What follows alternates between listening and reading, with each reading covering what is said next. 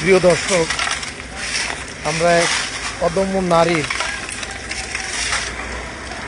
কর্মদক্ষতা দেখছি। এখানে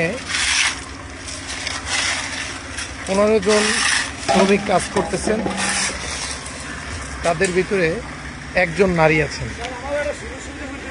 তার স্বামী 1 বছর আগে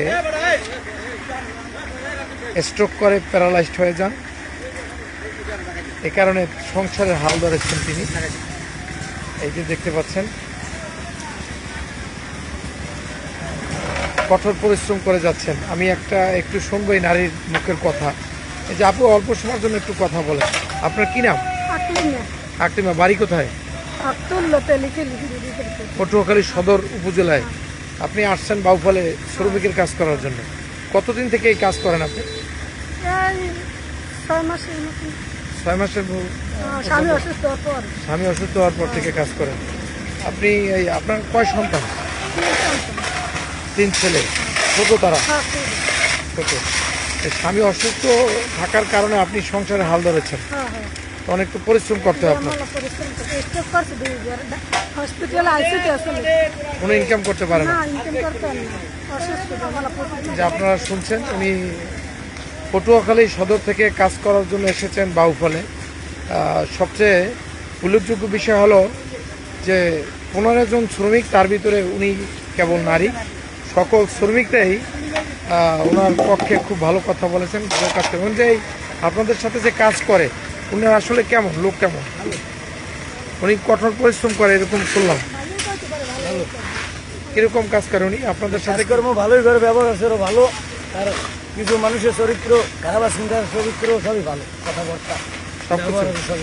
ভালো, সবকিছু ভালো। আপনার আপনি কত টাকা রোজগার করেন রোজ? মাঝে মাঝে 500 পাই, 600 পাই, 700 পাই। কাজের উপরে নির্ভর। সেক্ষেত্রে কি আপনি এই যে পুরুষদের সাথে কি আপনাকে টাকা কম দেওয়া হয়? না, সমানভাবে। যেহেতু আমি অনেকক্ষণ ধরে কাজ দেখতেছিলাম যে আপনি তাদের সাথে পাল্লা দিয়ে কাজ করতেছেন, একই রকম কাজ করে যাচ্ছেন। সেক্ষেত্রে আপনাকে যেহেতু টাকা কম দেয়া হয় না, এটা একটা ভালো দিক। দর্শক, আমরা এতক্ষণ শুনলাম এক অদম্য নারীর গল্প।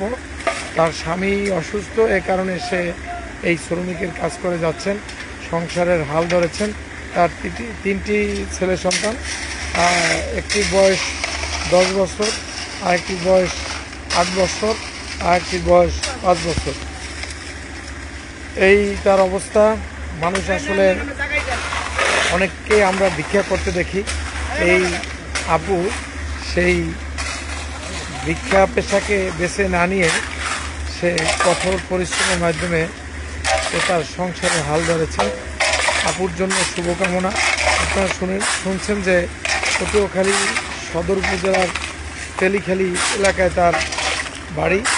আমরা তার জন্য দোয়া করি, তিনি যেন সুস্থ থেকে তার সংসারের জন্য কাজ করে যেতে পারেন, সংসারের হাল ধরতে পারেন।